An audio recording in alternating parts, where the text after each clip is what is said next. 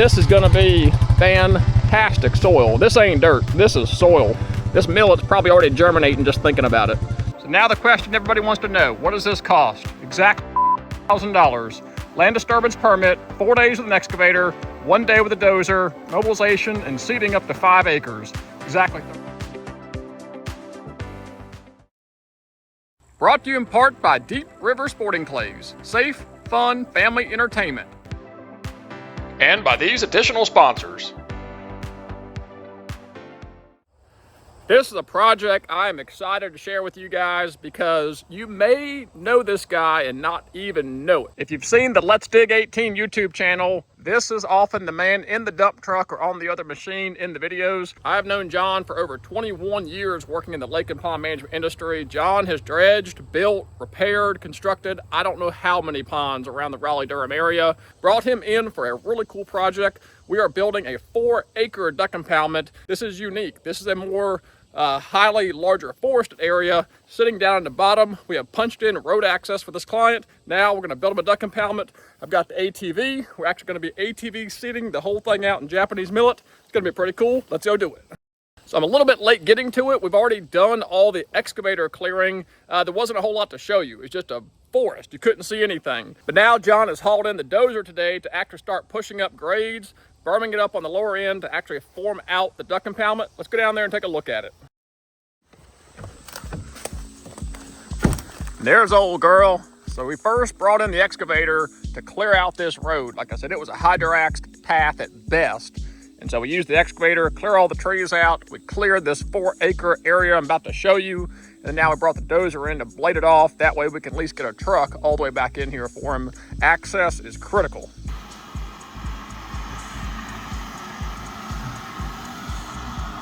It shows you just how much fall there is. This is a steep hill. Video doesn't do it justice. I get winded walking up it. It comes all the way down and it falls right into this flat bottom here. So it's just a perfect place begging for a duck impoundment. So we're stripping off the last of the debris just to level it out, smooth it out, and get it ready for planting. It ended up only being about 1.5 feet low. So we're gonna build up the berm down there. We're actually gonna give it a relief point right over here by these trees. That way if the water gets too high, it can get up and around. It doesn't blow out your berm. You don't want to make the relief point in the fill area if you can avoid it. So we're gonna use existing grade as the relief point. Should help with erosion, protect our berm. But he will spend the better part of today on the dozer, just leveling it out, cleaning it up. We're gonna shoot some grades here, make sure we get this thing right for him.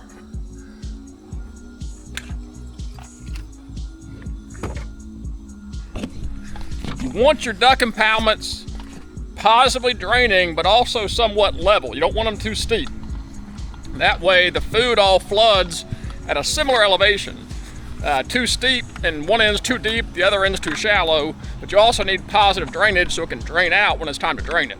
So laser level, shoot some grades, get it right.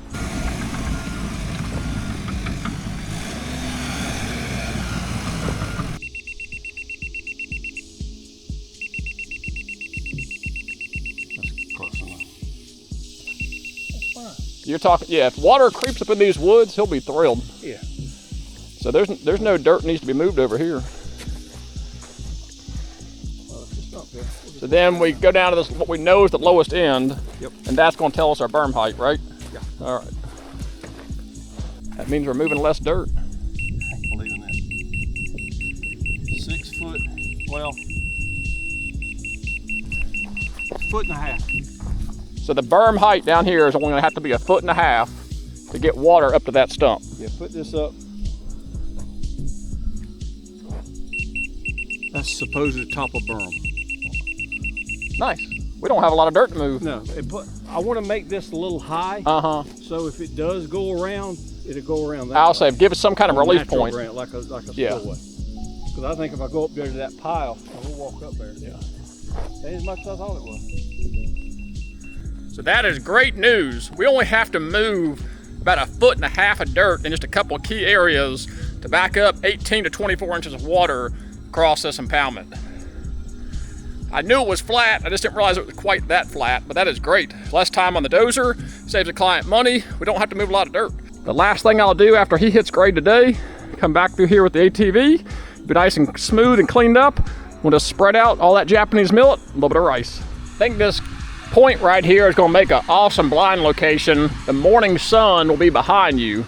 So you'll be in the shade right here. You'll be kind of right in the middle. You've got this finger hooked to the left, finger hooked down the middle, kind of a finger hooked to the right. It's almost like a turkey foot in here, if you can imagine that. So that's it for me today. Next time you see me, that'll be scraped off, cleaned up. It'll be time to seed it.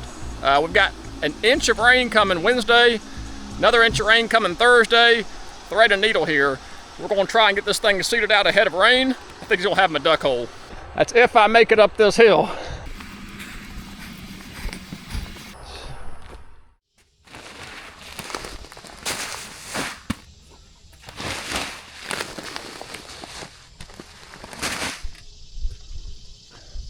You may be wondering why we're using the ATV and not the tractor. The main reason is, if I get a tractor stuck down in here, it's gonna be a pain to get it out. ATV, it's four-wheel drive, much lighter footprint. I can run it right across that soft soil. Shouldn't be a problem at all. And I've got a mobile winch that attaches this thing if needed, metal stake to drive in the ground to pull myself out. So four-wheeler gives me a lot better options and helps keep me from getting stuck. And I don't have to drag a trailer way down in this path we made. So for a lot of reasons, the ATV is just easier. So the first thing we need to do is go figure out our exact acreage. We kind of cleared to the contours down in here. Certainly doesn't show up on Google Earth yet. So actually I'm gonna use the OnX app to ride the perimeter and then calculate my total acreage, and then I'll know exactly how much seed to put out. It's July 21st, so it's a little bit late to be planting rice, but I do have it. I do think we have maybe just enough time to squeeze it in, especially in this particular part of the world. It's a little further south, a little bit warmer, but we're gonna do mostly Japanese millet. But I am gonna put out about 200 pounds of rice in here. This rice needs at least 90 days to get to maturity, so that's gonna put us well into October. Our first frost usually aren't till after Halloween, first week of November, so we're pushing it here, but it's worth a shot. So let's go ahead and ride our perimeter, make sure our soil is not too soft, and make sure this is gonna work, but then use the OnX app to get our actual acreage. Yes, this is a 2004 Honda Rancher, and no, you cannot have it. There's not a price you could give me.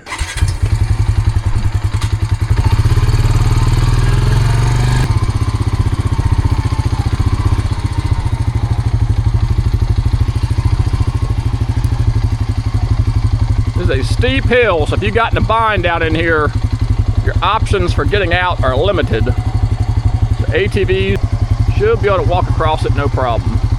But this is cleaned up very nicely. But we're barely even making tracks here. But this is gonna be fantastic soil. This ain't dirt, this is soil. I mean, just look how dark this is. This millet's probably already germinating just thinking about it. If we have a long enough, late enough frost, a long enough growing season, that rice should do really well in here as well. Because the second it rains, it retains a lot of soil moisture in here. We've swelled it in. Any rainfall at all, we should capture. And now we've bermed it up at this critical end down here. We should hold water about 12 to 18 inches across this whole thing, and then some sheet water up and past that stump there. So let's ride the perimeter and see what our actual acreage is gonna be.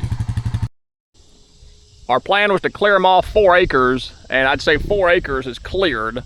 Plantable area is about 3.5. Like I said, as this stuff breaks down and rots, and over time, of course, the area will expand a little bit naturally on its own. But we set out to achieve 4 acres of cleared area. We got it, and about 3.5 acres of it currently is plantable. We're gonna put out our rice first. We're gonna put out 200 pounds on 3.5 acres, and then we're gonna probably come in here with another 100-ish pounds of Japanese millet and plant that across everything as well. So the rice is getting evenly spread, the millet's getting evenly spread. Again, the goal was to grow mostly millet in here. We're just supplementing some rice.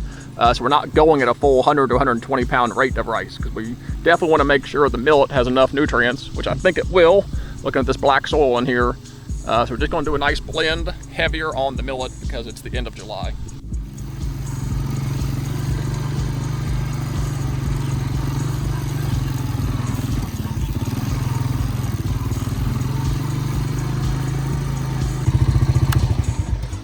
Man, that went really well. We got all the rice out. You could not ask for more uniform, better coverage out here. I made 2 full laps over it.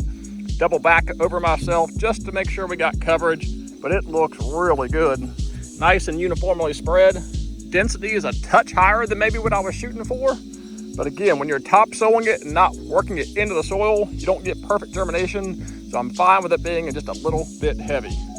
There's certain days that just make you feel right. When you finish a duck impoundment, you're putting seed in the ground and there's storms brewing in the background with rain in the next 2 days forecast, it just hits different. So now the question everybody wants to know, what does this cost? Exactly $30,000. Land disturbance permit, 4 days with an excavator, 1 day with a dozer, transport, mobilization, and seeding up to 5 acres. Exactly $30,000. You may be thinking to yourself, man, that didn't cost as much as I would have guessed. 2 important things to keep in mind. Number 1, the client chose not to install a water level control structure yet. He wanted to confirm that it is in fact going to fill up and hold water before investing in that structure. Number 2, we did not excavate and dig and borrow any clay from the site to build our berm. Again, the client wanted to confirm the bottom of this impoundment was going to naturally hold water before spending any more cost importing clay.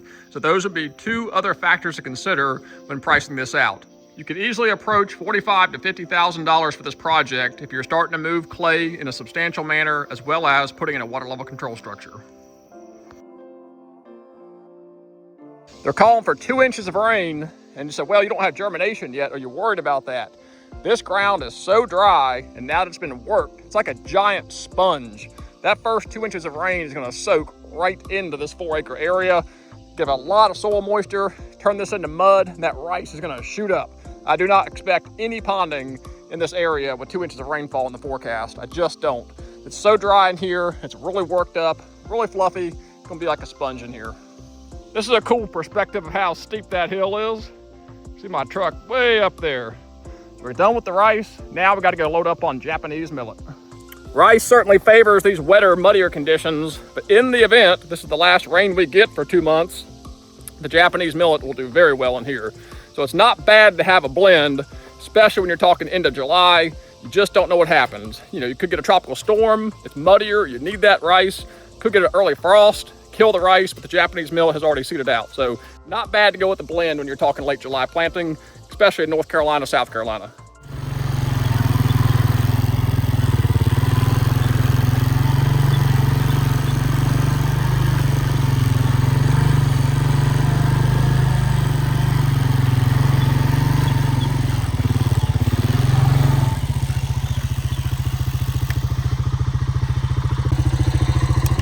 I want to show you this real quick. Details matter.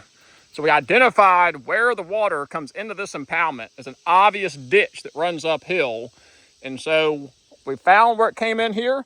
We bermed up where it had been bypassing this area and kind of making it around. We bermed it up here, swelled it out, and that swell, of course, leads right into the duck impoundment.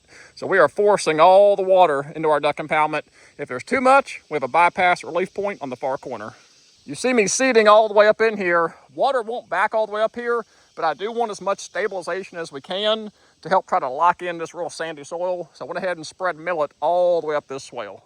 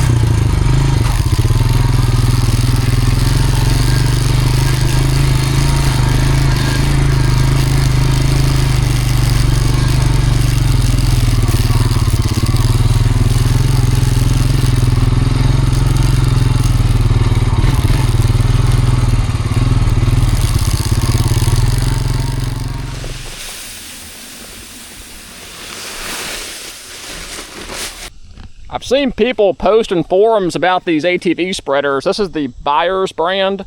I think the same company makes a lot of these, but this is my second one, and I'll be honest with you, I think they work perfectly fine. I'm putting out 50 pounds in 10 minutes max. So you imagine a fall cover crop on a nice smooth flat field, and not in this ruggedy duck impoundment, you can really put out some crop. It comes with the 12-volt plug, just plugs right in there. It's on a switch. Control the hopper with the handle. For the money, I think they're actually pretty good.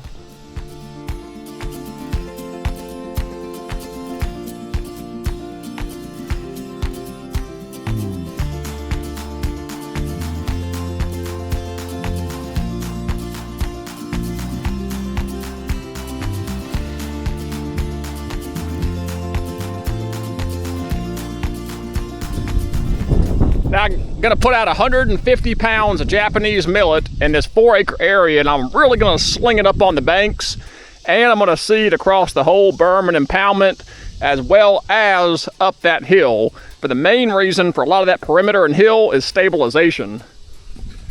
I'm an erosion control and stormwater guy. I do not like exposed bare soil, especially on slopes. So Japanese millet, it'll germinate pretty quick. It's very sandy soil, so I'm hoping we can stabilize this hill here. May have to come back through at some point and mat it and put something a little more secure down there. But at a minimum, definitely secure the berm to prevent washout and try to prevent that hill from washing out. Japanese millet is great for that. 150 pounds of millet, total 4-acre area. Let's get a spread.